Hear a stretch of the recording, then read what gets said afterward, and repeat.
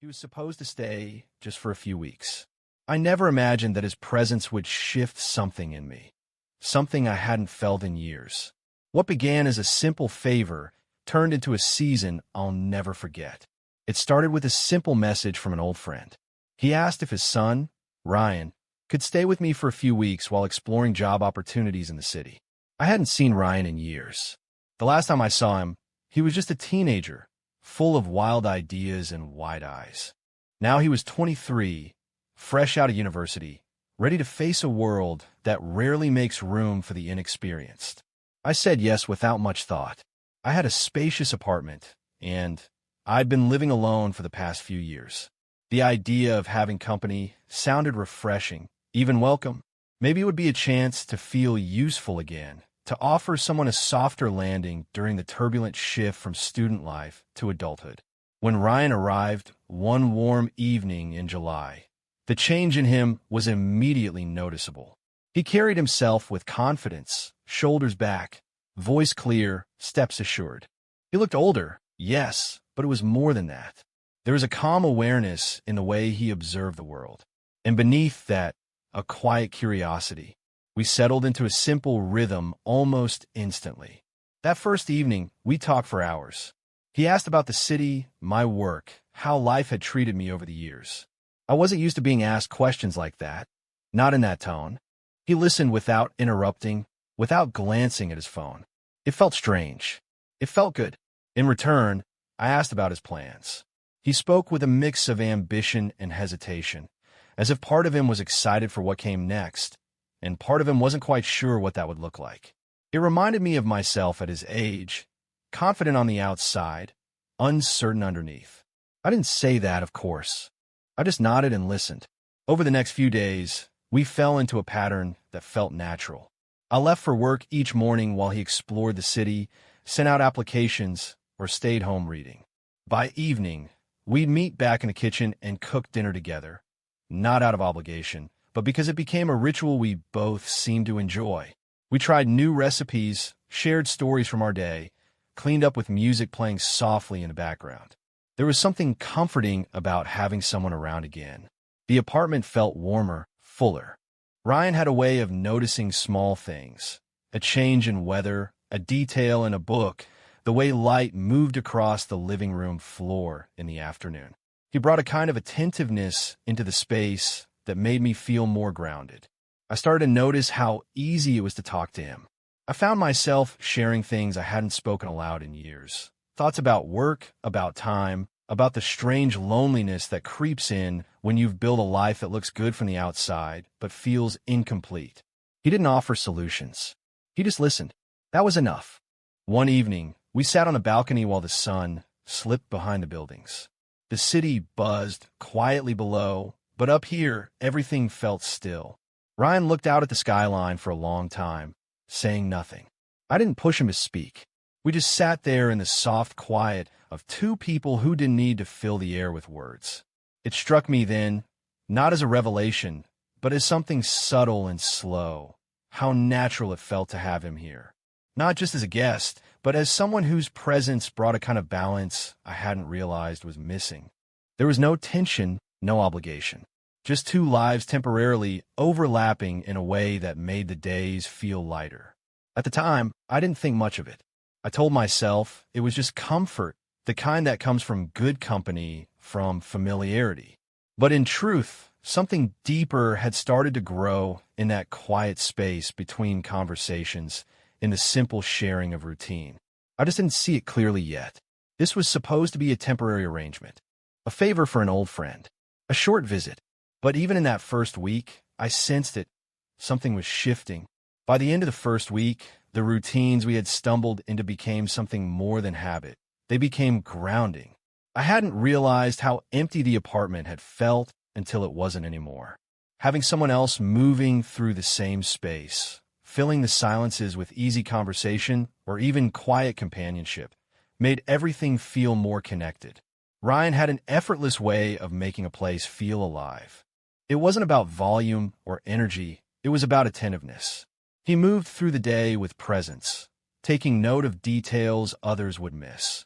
The scent of coffee drifting from the kitchen, The faint hum of the city in the early morning, the way the sky shifted from blue to silver at dusk. We didn't need constant conversation to fill our time. Some evenings, we simply shared a meal and let the silence breathe. On others, our discussions took unexpected turns about art, identity, ambition, the weight of expectation. He spoke with the kind of clarity that came from someone in the middle of discovering themselves, and I listened with the quiet understanding of someone who'd lived long enough to know how rare that clarity could be. One night after dinner, we both lingered at the table longer than usual. The air felt still, like the moment didn't want to end. He talked about how strange it was to be at this in-between place in life, too old to be considered a kid, too young to feel like an adult with direction. I knew that space well. I had lived there for years without realizing it. He seemed surprised that I understood. I suppose he'd expected platitudes or surface-level advice. But I told him, not directly, but in my way, that life didn't always offer answers in neat packages. Sometimes it just gave us people who helped carry the questions. After that, the way we moved around each other changed again. Not dramatically, but perceptibly. There was more ease, more comfort in the quiet moments. We didn't overstep. We didn't push. But there was a trust building between us, slow, unspoken, and mutual. He started taking more initiative in the kitchen, trying out new things. Sometimes the dishes were barely edible, but we laughed anyway. Other nights, we nailed something unexpectedly delicious and celebrated like we'd won a contest. These small victories stitched our days together. There was a moment I remember clearly, not for anything said, but for how it felt. We were sitting on the couch after cleaning up, both of us reading in silence. Outside, rain tapped lightly on the windows. The room was dim, lit only by a single lamp in the corner. He shifted slightly, got more comfortable, and without realizing it, his shoulder brushed mine. It wasn't deliberate. It wasn't even particularly intimate, but stayed with me. Not because of the contact itself, but because of the ease, the unspoken sense that being near each other felt safe. Still, I was careful. I didn't analyze it too deeply. I didn't let my mind assign meaning where there might be none. It was easy to misinterpret silence or kindness when you were living with someone, especially someone who made the world feel a little softer. What struck me most about Ryan was his ability to ask difficult questions without making them feel intrusive. One evening, while we were cleaning up, he asked if I ever felt like I'd taken the right path. The question was simple, but the way he asked it made me pause. I told him that life wasn't always about right or wrong. Sometimes it was about what you could live with. He nodded, thoughtful, not needing more explanation. That was how most of our deeper talks ended. Not with conclusions, but with quiet understanding. The rhythm we shared became something I looked forward to. I no longer saw his presence as temporary. Not because I thought it would last forever, but because I had stopped waiting for it to end. I wasn't sure what it meant or where it was going. But I knew that having someone around who truly saw me, not for what I was expected to be, but for who I was when the world fell away, was something I hadn't experienced in years. And somewhere inside that stillness, something meaningful had begun to grow. The days moved quietly but steadily. Nothing dramatic changed, and yet something was clearly evolving beneath the surface of our shared space. The tension wasn't uncomfortable, more like a current flowing silently between two people who had come to understand each other in a way words couldn't quite explain. By then, Ryan's presence had become a part of my daily rhythm. I didn't just enjoy having him around. I relied on it in a way I hadn't expected.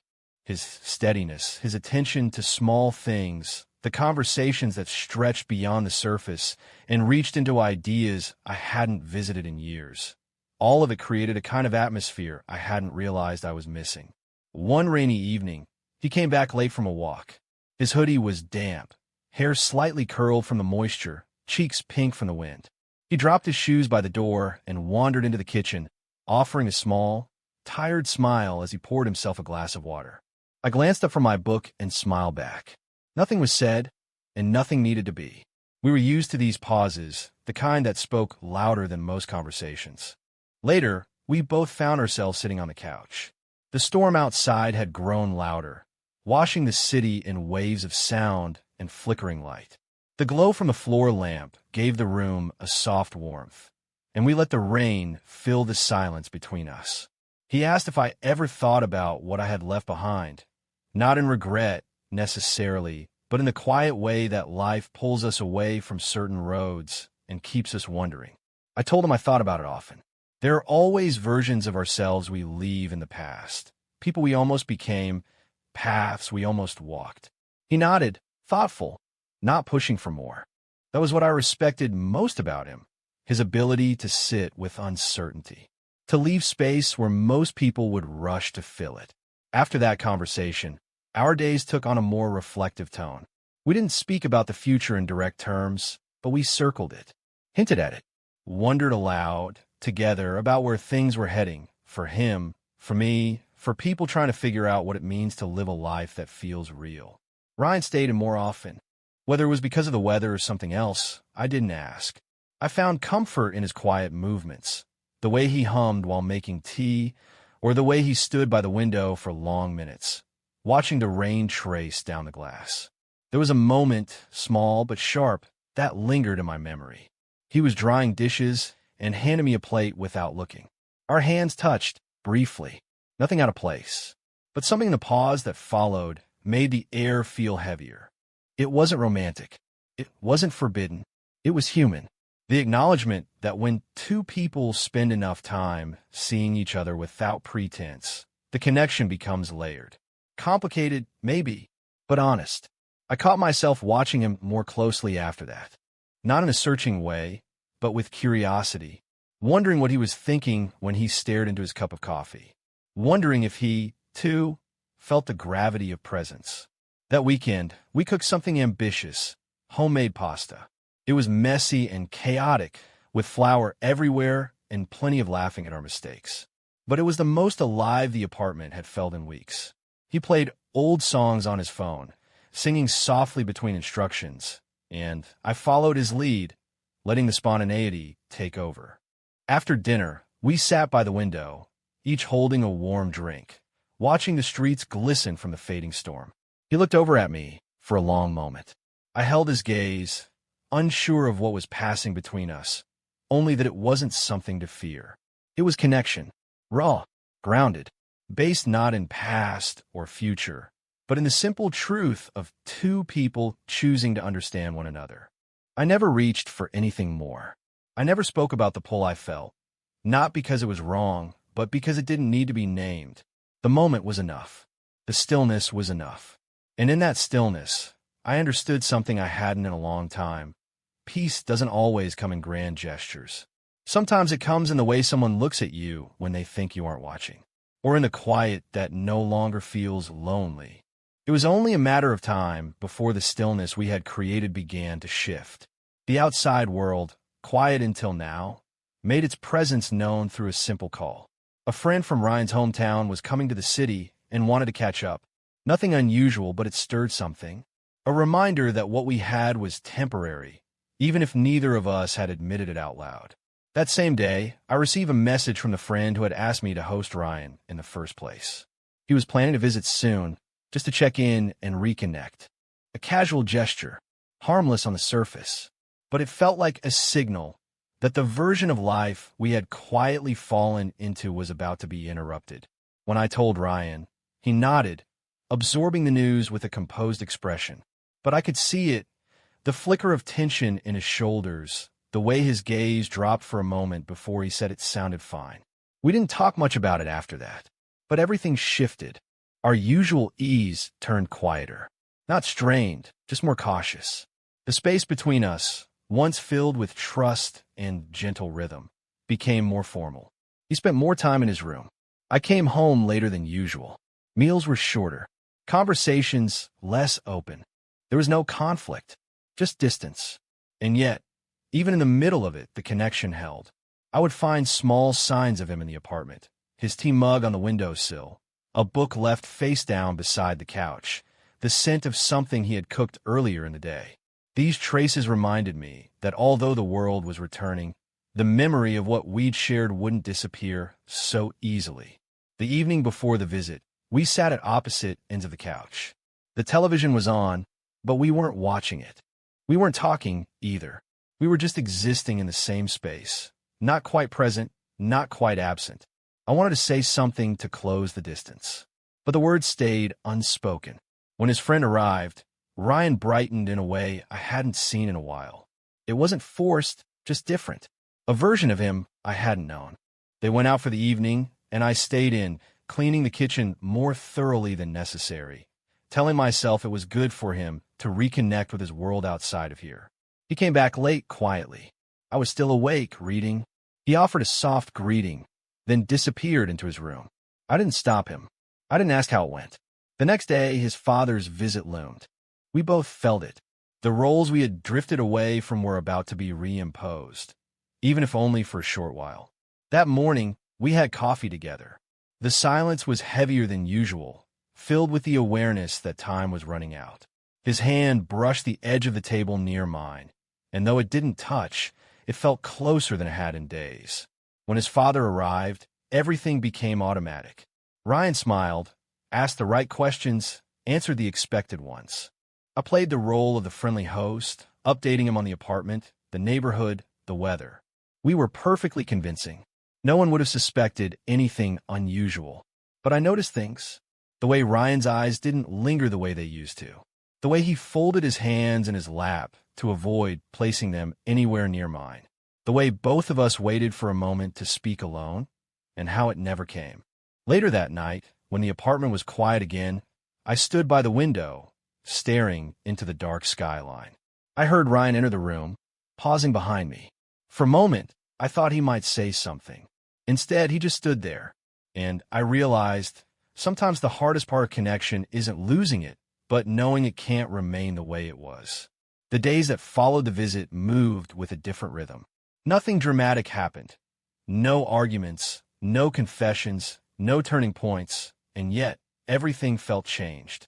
The light in the apartment seemed dimmer, the mornings quieter, and the warmth that had once settled into every corner now lingered only in memory. Ryan didn't say anything about the shift, and neither did I. We just moved carefully, gently, as though trying not to disturb something delicate that had already begun to fade. He spent more time alone, going for walks, taking his laptop out to coffee shops, folding laundry with unusual precision. I kept busy with work and errands I might have otherwise delayed. But in the silence, I felt it, the approach of goodbye. There was a weight to each passing moment. The unspoken awareness that this chapter, whatever it had meant, was drawing to a close. We had shared something fragile and rare, not defined, not labeled, but deeply human. And now, we both knew it was time to let it go. On the morning he began packing, I watched him from the hallway as he folded his clothes into his duffel. His movements were slow, deliberate. There was no rush, only a kind of quiet resignation.